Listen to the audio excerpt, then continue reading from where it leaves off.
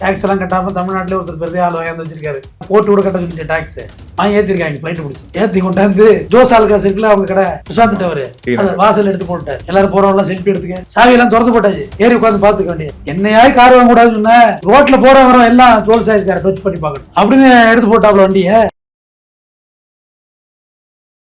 Sir வணக்கம் sir. வணக்கம். நம்ம நிறைய விஷயங்கள் பேசணும் சார். இன்னைக்கு ஒரு ஸ்டோரி பார்த்தேன் சார். என்ன ஸ்டோரின்னு பார்த்தீங்கன்னா, இந்த டைரக்டர் தியாகராஜன் அவர்கள் பார்த்தீங்கன்னா இந்த ரோல்ஸ் ராய்ஸ் காரை வந்து அந்த ஷோரூம் வாசல்ல நிறுத்தி இருக்காரு. அதை பத்தி நல்ல சூப்பரான ஒரு ஸ்டோரி இருக்காரு. அதை நீங்க சொல்லுங்க சார். உண்மையில அதுவும் நானும் படித்தேன். அது ஒரு பட்டிமன்ற பேச்சாளரோட பேச்சில் தான் கேட்டேன். தியாகராஜன் ஜோஸ் ஆல்காஸ் அவர் பையன் தான் பிரசாந்த். அவர் பாட்டு ஒன்று வந்து பயங்கரம் ஹிட் ஆகிட்டு இப்போ அவர்கிட்ட போய் கேட்டவங்க பாட்டு ஹிட் ஆகிட்டு அதுக்கு ராயல்ட்டி வேண்டாம்னு. அட நீங்கள் வேற 30 வருஷத்துக்கு முடி போட்ட பாட்டு 40 வருஷத்துக்கு போட்ட கிட்ட வந்து ஹிட்டாக நான் தான் படம் கொடுக்கணும் அந்த ப்ரொடியூசர் டைரக்டருக்கு. எல்லா பாட்டையும் போட்டுவேங்க வச்சிருந்து என்ன செய்ய போகிறேன். எவ்வளோ பெரிய மனசு அது. ஒரு சிலர்லாம் போய் கோர்ட் வாசல் நிற்கிறாங்க. எனக்கு பணம் கூட அதை கூட இது கூடாது போட்டுவேங்க. என் பாட்டு தானே போட்டுவேங்க. தேவாவா தான் சொன்னார். அவர் என்ன செய்கிறாரு, தியாகராஜன் சார் துபாய் போயிருக்கிறார்.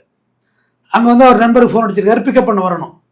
அப்போ நண்பர் சொல்கிறார் பக்கத்தில் ரோல்ஸ் ராய்ஸ் ஷோரூம் இருக்குது, அந்த இடத்துல நெல் வெயிட் பண்ண வந்துடுறேன்னு சொல்லியிருக்காரு. பட் அவர் வரதுக்கு கொஞ்சம் தாமதமாக இருக்குது. ரோல்ஸ் ராய்ஸ் காரை பற்றி சொல்கிறேன். ஏன் அந்த கார் ஃபேமஸ்ன்னு மேடாகவே செய்கிறாங்க, ஹேண்ட்மேடாகவே செய்கிறாங்க. அதை மிஷினரிக்கு போடலை, அதை வீடியோவாக்கி வெளியிடுறாங்க. இந்த கார் தயாரிப்பு இருக்குல்ல, அது ஒன்று ஒன்றும் ட்ரில் போட்டு செய்கிறத காட்டுறாங்க. அதனால அந்த கார் இந்த விலை விற்கிது. வேற ஒன்றும் விஷயம்லாம் இல்லை, அதுவும் கார் தான். அதே மாதிரி சில பேருக்கு தான் அந்த கார் கொடுப்பாங்க. ஆமாம், அதான் தர்றேன். அந்த கார் வந்து எல்லாருக்கும் இல்லை அப்படின்லாம் சொல்லுவாங்க. இப்போ எல்லாரும் வாங்குறது தயாராகிட்டாங்க. டேக்ஸ் எல்லாம் கட்டாமல் தமிழ்நாட்டிலே ஒருத்தர் பெரிய ஆள் வாங்கி வச்சிருக்காரு. போட்டு கூட கட்ட சொல்லிச்சு டேக்ஸு. அவர் சரி ஷோரூமில் வெளில தான் நிற்கிறோமே, உள்ளே போய் காரை வாங்குவோம் அப்படின்ட்டு உள்ளே போயிருக்காரு.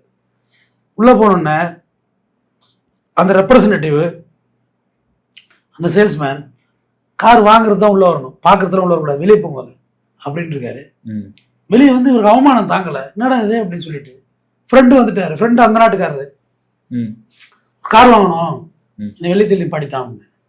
அட வாங்க உள்ளே போகணும்னு சொல்லிட்டு இவர் எவ்வளோ பெரிய மனுஷன், எனக்கு அவனே கூப்பிடு, எந்த சேல்ஸ்மேனும் அவனே கூப்பிடு, காரை தொட்டு பார்க்கக்கூடாதா, இந்த காரை வாங்குறா வாங்கி ஏற்றிருக்காங்க. ஃப்ளைட்டு பிடிச்சி ஏற்றி கொண்டாந்து ஜோஸ் ஆல்காஸ் இருக்குல்ல அவங்க கடை பிரசாந்த் அவரு அதை வாசல் எடுத்து போட்டார். எல்லாரும் போறவங்களாம் செல்ஃபி எடுத்துக்க சாவியெல்லாம் திறந்து போட்டாச்சு. ஏறி உட்காந்து பார்த்துக்க வேண்டிய என்னையாவது கார் வாங்க கூடாதுன்னு சொன்னேன். ரோட்ல போறவங்க எல்லாம் ரோல் சைஸ் காரை டச் பண்ணி பார்க்கணும் அப்படின்னு எடுத்து போட்டாப்ல வண்டியை. காரு மக்கள் பேர் என்னது பொது பார்வைக்கு வந்துட்டு இந்த காரு எடுத்து அடுத்த நாள் ஃப்ரெண்ட்ல ஒரு சிரிப்பு எடுத்து விட்டுட்டாரு. குழுக்கள் முறையில் காரு பெருசா கொடுக்க போறோம் அப்படின்னு நகை வாங்குறாங்கல்ல, குழுக்கல்ல பெருசா கொடுத்து விட்டுரு இந்த காரை. யாரும் வேணுமோ வரலாம், தொட்டு பார்க்கலாம், உங்களை எந்த வாட்ச்மேன் சொல்லலன்னு ரோல்ஸ் ராய்ஸ் காரனு விடன்னு ஆயிட்டு. இது என்னடா பெரிய அம்ப கதையா இருக்கு, நம்ம மான மரியாதையெல்லாம் காத்துல பிறகுதா பவுசர்னு. அப்புறம் தான் ஒரு கண்டிஷன் ஒன்று வாங்கினா, இந்த காரை பம்பர் குழுக்கள் இதுக்கு பயன்படுத்தக்கூடாதுன்னு அக்ரிமெண்ட் வாங்குறாங்க. இப்ப அதுக்கு முன்னாடி வாங்கல. பிரசாந்த் அவங்க அப்பா தியாகராஜன் சார் பண்ண பிறகு இப்ப எல்லாரும் கையெழுத்து வாங்குறதா சொல்லி பாரதி பாஸ்கர் அவங்க பட்டிமன்ற பேச்சாளர் பேசி நானும் கேட்டிருக்கேன். அதுதான் நீங்க மக்கள்கிட்ட வந்து பதிவு பண்ணேன். இல்ல சார், அந்த மக்கள் வந்து அதை வியப்பா பாக்குறதுக்கும் அதை சினிமால பாத்துருப்பாங்க, ரோட்ல போனாலும் ஆச்சரியமா பார்ப்பாங்க அந்த காரை. என்ன டவுன் பண்ணி பேசினால இதுக்கப்புறம் பாரு ரோட்ல போற வரவங்க அந்த காரை தொட்டு பார்த்துட்டு இதுக்கப்புறம் பெருசா வியப்பா பார்க்க மாட்டாங்க இல்லையா சார்? ஆமா, அதுக்கு ஒரு மனசு வேணும்ல. ரோல்ஸ் ராய்ஸை கொண்டாந்து படத்துக்கு எம்ஆர் ராதா பண்ணதான் ஒரு வரலாறு படிச்சிருக்கேன். குடியரசுத் தலைவரே யாரோ வர்றாங்கன்னு சொல்லிட்டு வந்து அவருக்கு காரை கேட்டாங்களாம். நான் மாட்டுக்கு வைக்க போடையில கார் வச்சிருக்கேன், அவனுக்காக கார் வச்சிருக்கேன்றாங்க. இவங்க போய் அதே காரை ஆந்திராவில் சந்திரபாபு நாயுடு குடும்பத்தில் யாரோ ஒருத்தவங்கள்ட்ட அவங்க மூதாதையர்கிட்ட எடுத்துட்டு வந்து பண்ணியிருக்காங்க. இவர் அதே நேரத்தில் அன்னைக்கு இல்லை மவுண்ட் ரோட்ல வக்கீலையில வச்சுட்டு ரோடு பூரா அரிச்சிட்டு போயிருக்காரு. எம்ஆர் ராதா அந்த வேலையை பார்த்துருக்காரு. எம்ஆர் ராதா ஒரு வித்தியாசமான ஒரு நாத்திகன்.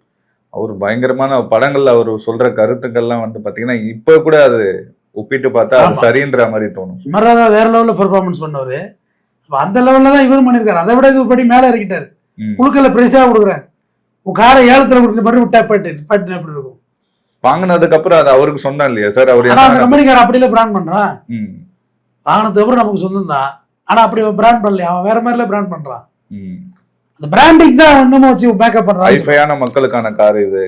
இதுல போனா நீங்க உங்களை தகுதி உயர்ந்தவங்களுக்கு மட்டும்தான் இந்த காருன்ற மாதிரி சொல்றாங்க. டேஸ் லேடிஸ் அண்ட் ஜென்டில்மேன்ங்கிற மாதிரி அவங்க அந்த காரை பிராண்ட் பண்றாங்க.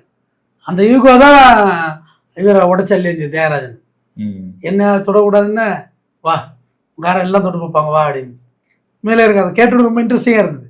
நான் அவரை 2-3 வாட்டி சந்திக்கிற சந்தர்ப்பம் இருந்தது. ஆனால் பேசுகிற சந்தர்ப்பம் இல்லை, சந்தித்தோம், பேசிக்கிற சந்தர்ப்பம் இல்லை. நாங்கள் 1 மணி நேரம் ஒரு 1/2 மணி நேரம் அளவாடன்னு ஒரு ஆசை, வாய்ப்பு இருந்தால் கண்டிப்பாக பேசுவோம். இதில் இந்த ரத்தன் டாட்டா வந்து நான் டாட்டா நம்ம உள்நாட்டு உறுப்பு டாட்டா மஹேந்திராவெல்லாம் டாட்டா வந்து காரில் போகக்குள்ள ஒரு குடும்பம் மழையில் போயிருக்காங்க பைக்கில், ஒரு புருஷன் பொண்டாட்டி 2 குழந்தைங்க, இந்த இதெல்லாம் வச்சுக்கிட்டு அவர் உட்காந்து வச்சுருக்காரு. ஏன் நம்ம கூட ஒரு கம்மி விலையில் ஒரு கார் தயாரிக்கலாமே அப்படின்னு சொல்லிட்டு ஒரு ப்ரெஸ் மீட்டில் ஏன் 1 லட்ச ரூபாய்க்கு கூட கார் தயாரிக்கலான்ட்டார். ஆனால் அதை அவங்க இறுக்கி பிடிச்சிட்டாங்க. ரத்தன் டாட்டா 1 லட்ச ரூபாய்க்கு கார் தர்றாருன்னு. ஆனால் 2 விஷயம் தான் தப்பி. ஒன்று தயாரிக்கணும், இல்லை நான் அந்த அர்த்தத்தில் சொல்லலன்னு தப்பிக்கணும். வேறு முடிவு எடுத்தார், தயாரிப்போம். 1,20,000 ரூபா வந்துச்சு அந்த கார். ஆன் ரோடு ஒரு டப்பாவை நிப்பாட்டி வச்சு உள்ள பூரா கொடைஞ்சா அவ்வளோ இடம் இருக்கும், சூப்பராக இருக்கு. நானாக்காரு வைப்பர் இருக்கு, பாட்டு கட்டுக்கலாம், ரோதை இருக்கு, டக்கு டக்கு டக்குன்னு ஒரு ஃபேமிலி.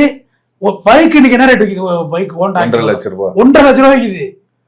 ஒரு ஸ்கூட்டி பைக்கு 130, 120 ஃபீட்டு கீழே விழுந்துடணும். இது அப்படி இல்லை, 4 ரோதை.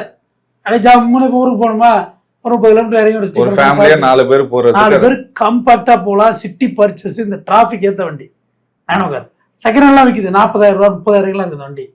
ஜம்முன்னு போகும், இந்த 30 கொடுக்கும் மைலேஜ். அது அவருடைய ஒரு முயற்சி தான் சொல்றேன், டாட்டாவோட முயற்சி. டாட்டா நிர்வகிக்கிறது ஒரு மேனேஜர். ஒரு நாள் ஒரு நாக்குட்டிக்கு சோறு வச்சுட்டு இருந்தாராம், பிஸ்கட். பிள்ளைங்குட்டி பெருசா இல்லை, சோறு வச்சுட்டு இருந்தோன்னே இவன் தான் இதுக்கு அடுத்த சிஓன்னு சொல்லி அவன் கையில கொடுத்துட்டு போயிட்டார். நேர்மைக்கு கிடைச்ச பரிசு அந்த மேனேஜருக்கு. நேர்மைக்கும் மனிதாபிமானத்துக்கும் என்னைக்கு மரியாதை உண்டு. இல்ல அவர் இறந்ததுக்கு அப்புறம் கூட அவர் பேர்ல ஏதோ ஒரு அமௌண்ட் எழுதி வச்சிருக்கிறதாவும் சொன்னாங்க சார். அந்த மேனேஜர் பேர்ல கொடுத்துருக்காரு. அவங்க வீட்டுல வேலை செய்யறவங்க பேர்ல எல்லாருக்கும் கொடுத்துருக்காரு அவரு. அதை பாராட்ட வேண்டிய விஷயம். ஊழியர்கள் எல்லாம் வீடு கட்டி கொடுத்தாரு அவரு. ஒரு பெரிய மனசு தானேங்க. கண்டிப்பா சார். ஏன்னா அந்த காலத்துல 1 லட்ச ரூபாய்க்கு ஒரு மிடில் கிளாஸ் மக்களும் அந்த காரோட எக்ஸ்பீரியன்ஸ் பண்ணணும். அந்த மக்கள் டாட்டாவை பயன்படுத்த வேண்டும். ஒரு குண்டூசில இருந்து ஃபிளைட் வரைக்கும் டாட்டா என்ன தயாரிக்கல, எல்லா ப்ராடக்ட்டையும் டாட்டா இருக்காங்க. டாட்டா இல்லாத ப்ராடக்ட் இங்க இல்ல, அத்தனை இன்ஸ்ட்ருமெண்ட்லையும் டாட்டா இருக்குங்கிற. உட்காந்துருக்க இன்ஸ்ட்ருமெண்ட்ஸ் இருக்குல்ல, இல்ல எதுல டாட்டா இல்லைங்கிறீங்க. கம்பெனி வேணா வேற, சோனி இப்படி இருக்கும். ஆனா டாட்டாவோட ஒரே ஒரு மூலப்பொருள் இல்லாம இருக்காது. ஜூடியோ துணிக்கூட வரைக்கும் அவங்களது தான். ஒரு ஐஃபையான கடையில மிடில் கிளாஸ் போய் எடுக்கணும், ஜூடியோல தான் எடுக்கலாம். மேக்ஸ்ல போய் எடுக்க முடியாது, கொஞ்சம் வயரண்ட். மேக்ஸ்லேயே டிஷர்ட் ஜோடி 50 400 ரூபாய்க்கு இருக்கு. ஆனா ஜூடியோ அப்படி இருக்காது. உள்ள போனீங்க நமக்கு ஏத்த மாதிரி உள்ள ஆடைகள் வச்சிருப்பாங்க. அதிகபட்சம் ஒரு 600 ரூபாய் 700 ரூபாய் நல்லா ஒரு பர்ச்சேஸ் பண்ணிட்டு வரலாம். அவங்களும் ஒரு மாலுக்கு போன எக்ஸ்பீரியன்ஸ், பெரிய கடைகளுக்கு போன experience. Tata really super. Tata DA Tata. So அவர் வந்து இந்த ஒரு ஸ்டாஃப் கேட்டகரியில உடையவங்க தான். நீங்க ரொம்ப நல்லவனா இருக்கணும்னா உங்கள்ட்ட பணம் இருக்கணும். பணம் நம்மள்ட்ட நிறைய இருக்குன்னா நல்லவனா இருப்போம். பணம் இல்லைன்னா நம்ம வந்து இட உடம்பா தான் இருப்போம். பணம் மிதமிஞ்சி அவங்கள்ட்ட இருக்கு, அவங்க நல்லவனாவே இருக்கிறாங்க. பணக்காரங்க எல்லாம் கெட்டவங்க இல்லைங்கிறது இது ஒரு உதாரணம் தான். கண்டிப்பா. பணம் வச்சிருந்தா பெரிய திமிர் பிடிச்சவங்க அதெல்லாம் கிடையவே கிடையாது. பணம் நிறைய வச்சிருந்தா ரொம்ப நல்லவனா தான் இருக்காங்க, யாரையும் ஏமாத்துறது இல்லை. போதும் இருக்கிறது போதும் அப்படின்னு வாழ்றாங்க. அதனால தொடர்ந்து இன்னொரு சுவாரஸ்யமான சம்பவத்தோட பேசுவோம். நன்றி.